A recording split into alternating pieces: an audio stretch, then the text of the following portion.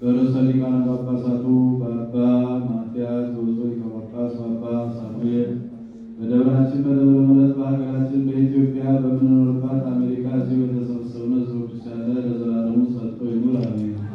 የሐዋርያት ሥራ ምዕራፍ 23 ቁጥር 10 እጅግ በታወቁ ጊዜ ጳውሎስን እንዳይነጥቁት ሻለቃው ፈራና መጥተው ከመካከላቸው አውጥተው ወደ ግዞት ቤት ይወስዱት ዘንድ ወታደሮችን አዘዘ። በሁለተኛይቱም ሌሊት ጌታችን ለጳውሎስ ተገልጾና በኢየሩሳሌም ምስክር እንደሆንከኝ እንዲሁ በሮም ምስክር ትሆነኛለህ አለው። በነጋውም አይሁድ ተሰብስበው ተማማሉ፣ ቃል ገቡ። ጳውሎስን እስክንገድለው ድረስ አንብላ አንጠጣ ብለው እህል ውሃ ተዉ። እንዲህ ብለው የተማማሉት ግን ከ40 ሰው ይበዛሉ።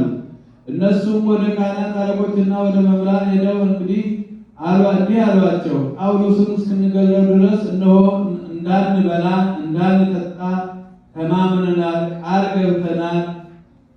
አሁንም ወደ ሻለቃው ሂዱና የምትመረምሩትና የምትጠይቁት አስመስላችሁ ጳውሎስን እንዲያመጣው ንገሩት፣ እኛ ግን ወደ እናንተ ከመድረሱ አስቀድሞ ልንገድለው ቆርጠናል አሉ። የጳውሎስ የእህቱ ልጅ ምክራቸውን በሰማ ጊዜ ሄደ። ወደ እስር ቤቱም ገብቶ ለጳውሎስ ነገረው።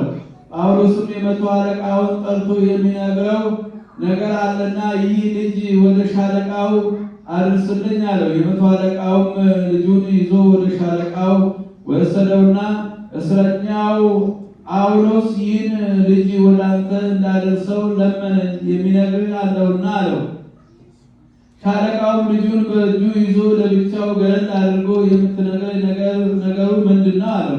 ልጁም እንዲህ አለው፣ ጳውሎስን ነገ ልትመረምረው ልትጠይቀው ወደ አደባባይ እንድታመጣው አይሁድ ሊማልዱህ እንዲህ መክረዋል። አንተ ግን እሺ አትበላቸው፣ ሊገድሉህ ሸምቀዋልና እስኪገድሉ ድረስ እንዳይበሉ እንዳይጠጡ እንዲህ ብለው የተማማሉ ሰዎች ከ40 ይበዛሉ። አሁንም እስክትልክላቸው ይጠብቃሉ እንጂ እነሱ ቆርጠዋል።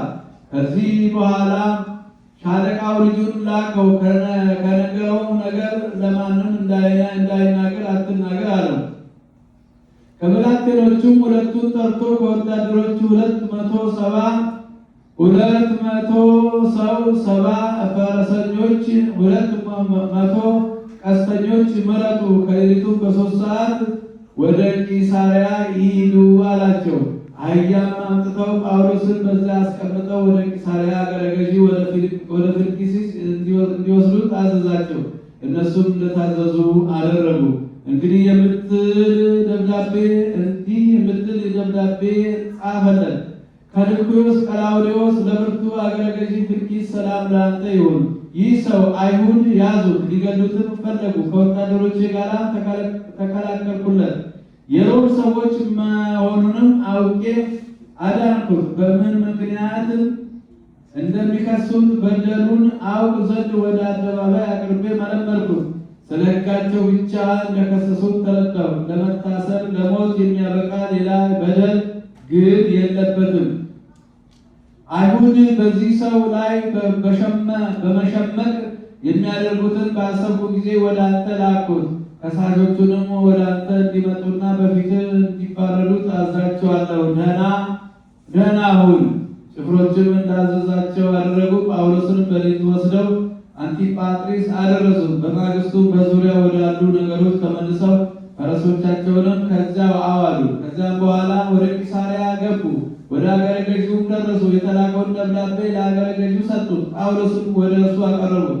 ደብዳቤውን ካነበበ በኋላ ከማን ግዛት እንደሆነ ጠየቀው። ከቂልቅያ የመጣ መሆኑንም ባወቀ ጊዜ እንኪያስ ከሳሾች ሲመጡ እንሰማሃለን አለ። በሄሮድስ በአዳራሽ እንዲጠብቁት አዘዘ። የእግዚአብሔር ቃል ፈጽሞ መላ ከፍ ከፍ አለ። በቅዱስ ቤተክርስቲያን በሱ ተጨመረ። ምስጋና ገንዘቡ በሚሆን በጌታችን በኢየሱስ ክርስቶስ